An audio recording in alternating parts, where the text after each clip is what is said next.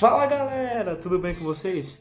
Meu nome é Kainan, eu represento a Team Comics e eu estou ficando sem adjetivo, sem predicado. Eu não sei mais como expressar o que eu sinto por essa série. Eu não sei mais expressar como essa série supera a cada episódio. Esse sexto episódio foi sensacional, foi incrível, muito lindo de se ver. Eu confesso que eu já imaginava que aconteceria o que aconteceu, mas eu tava meio receoso, que eu pensei, talvez fuja muito da trama central, talvez dar um enfoque numa história de um personagem que parece ser secundário aos olhos de outra pessoa. Isso talvez seja prejudicial, mas foi dirigido de uma forma incrível, foi muito lindo. A fotografia é maravilhosa, o episódio passando em preto e branco, contando a história do Will. Mas enfim, vamos falar do episódio, que a gente tem que focar que não é um episódio de Watchmen, que eu achei já me ganhou ali. Já se tornou um episódio de Minutemen. E é legal de ver o contraste, que o episódio começa com o episódio da série inserida na própria série.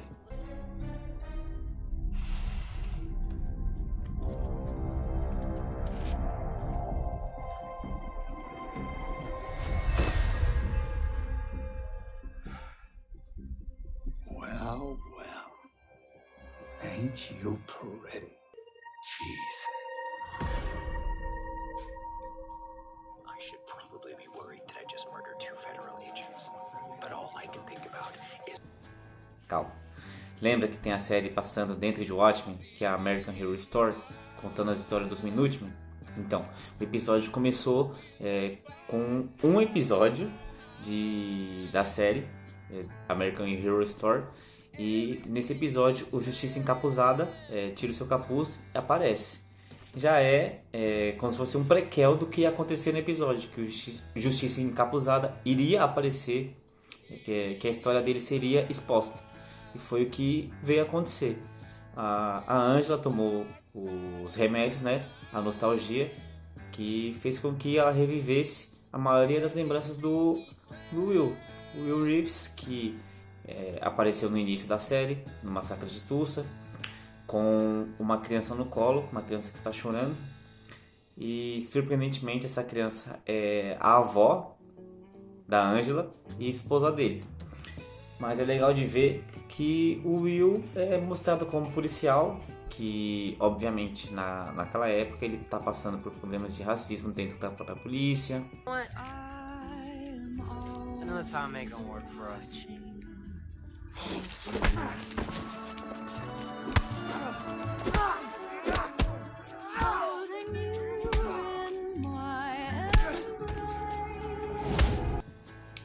E é legal de ver como o personagem se constrói nesse meio, porque logo de cara, a primeira prisão que ele faz, soltam o cara e ele se depara com um grupo que se autodenomina Ciclopes, que é uma vertente da KKK, da Ku Klux Klan, e ele fica indignado do cara ter sido solto. E ele tenta correr atrás para saber mais informações sobre essa parada aí de Ciclopes. E no meio de tudo isso, o policial avisa para ele: não se mete se você quiser continuar vivo. Alguns policiais encontram ele na rua, depois o espancam, enforcam ele com um capuz e avisam ele que se ele continuar se metendo ele será morto. Então ele volta para casa, ele impede um assalto usando um capuz, e aí ele assume que tem raiva do passado, assume que tem raiva da condição social e preconceituosa que ele está envolvido, e assume esse personagem para ele, com a ajuda da esposa. E é engraçado de ver porque o Justiça Encapuzada é o pioneiro dos heróis mascarados, e enquanto que a partir disso a gente sabe pouca coisa do que aconteceu com ele. Pouco se sabe da história e pouco se sabe de como ele terminou. Mas a gente tem noção da importância dele, porque é ele que fez os outros heróis, digamos que, se influenciarem a usar máscaras também. E daí, com a ajuda do Capitão Metrópole, surgiu os Minutemen. Até aí ok. Nas HQs, no momento que o Blake tenta estuprar a Espectral, o Justiça Encapuzada que evita isso. E ele tem um falso romance com a Espectral. E no momento que ele evita o estupro, o comediante diz uma coisa assim, mais ou menos assim: eu sei o seu segredo. E isso podia ser relativo ao fato do Justiça Encapuzada ser gay. Mas muita gente começou a teorizar que o Justiça Encapuzada na realidade era negro. Só que é um fato muito estranho, porque nas HQs ele sempre apareceu com os olhos brancos. E a forma como isso foi mostrada no episódio foi uma coisa incrível, porque o Lindelof conseguiu colocar isso de uma forma muito bem descrita no episódio, sem que isso alterasse em nada os acontecimentos da HQ. Ou seja, ficou perfeito. O Lindelof conseguiu fazer o maior plot possível, porque nas HQs o Justiça Encapuzado é um cara nazista, ele é um cara racista, então combinou perfeitamente com a temática que foi inserida. Porque o Will Reeves, ele pinta os olhos de branco para ele poder ser aceito entre os mascarados. E o que é uma coisa totalmente antagônica. Um cara que está mascarado e tem que pintar o seu rosto para poder ser aceito entre as pessoas. Enfim, mas combinou perfeitamente com o personagem, combinou perfeitamente com o papel, respeitou os acontecimentos da HQ. Foi lindo de se ver, mostrou um pouco da relação dele com o Capitão Metrópole, que a gente sabe que eles tiveram uma relação, e também mostrou o quanto os Minutemen não estavam muito preocupados com isso, e talvez o que aconteceu no final do episódio, quando o Will matou todo mundo, seja o começo do declínio dos Minutemen. Mas não vamos focar nisso agora. Foi legal de ver a ponte que o Capitão Metrópole fez ao falar do Moloch, o vilão, que se você assistir o filme, você vai associar rapidamente que a história em tese gira em torno dele, que é o vilão que o comediante está perseguindo, que ele descobre o plano e blá blá blá blá blá, o escassachê. Pra quem leu HQ sabe do que eu tô falando. Mas o fato é, pra que o Will queria mostrar pra Angela porque ele trabalhava na polícia, porque ele se tornou Justiça Encapuzada. Ele queria mostrar a cruzada dele contra os racistas. Até aí, ok. Eu disse que era um episódio lindo porque ele é esteticamente perfeito. Cada corte, cada cena de luta, a fotografia, as cenas em preto e branco, que tem alguns detalhes coloridos, que é a mãe dele tocando piano, a trilha sonora de fundo.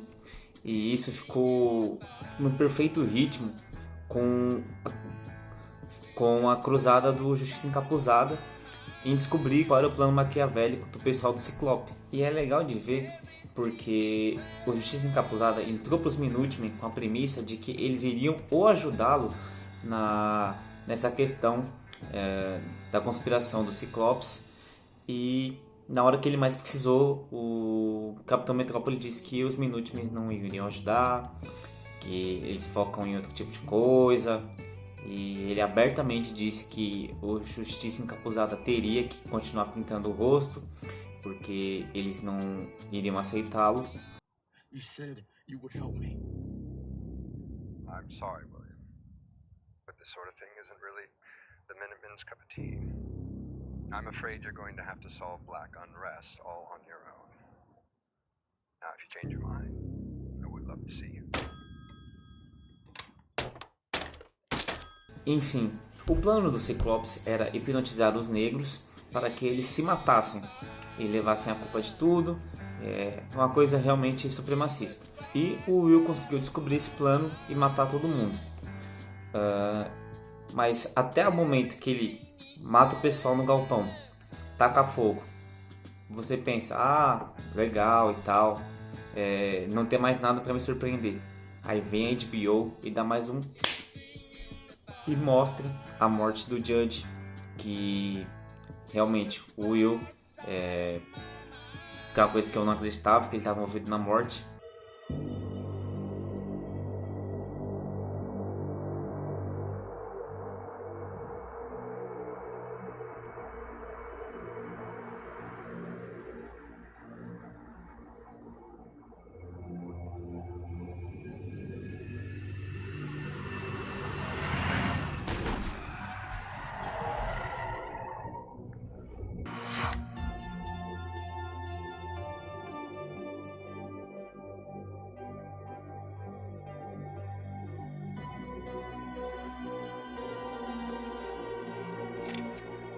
Step here.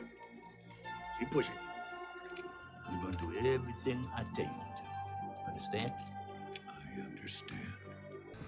Eu acreditava que ele sabia quem tinha matado, mas que ele era só um pau mandado. Mas ele usou a mesma técnica de hipnotismo, levou o Judge até a árvore e perguntou sobre o traje. E o Judge, sem arrependimento ou sem demagogia nenhuma, falou que era um traje do avô dele, que era o legado dele e ele tinha esse direito. E eu achei muito bem pontuada a frase do Will. Se esse é o legado, por que você tem vergonha? Por que você esconde ele? E o Will e o Judge vira e fala: ah, você não me conhece.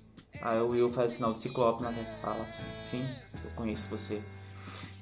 E talvez a morte do Judge se deva a uma vingança pessoal, ou talvez realmente o Will saiba que o Judge estava envolvido na cavalaria, assim como o senador, e isso levou ao assassinato do Judge, que se enforcou devido à hipnotização feita pelo Justiça Encapuzada. E no final a Angela acorda no quarto ou na empresa da Lady True, o que é muito estranho porque a Angela estava na cadeia com a Blake. E eu não consigo imaginar como a Blake ia deixar a Lady True levar a Angela. Mas enfim, isso vai pro próximo episódio. Mas o fato é que a Angela acordou e a gente podia até devagar que isso era uma lembrança do Will também, no momento que ele conheceu a Lady True. Mas enfim, o fato é que o episódio acabou aí. Eles ignoraram completamente o espelho, o que tinha acontecido no final do episódio.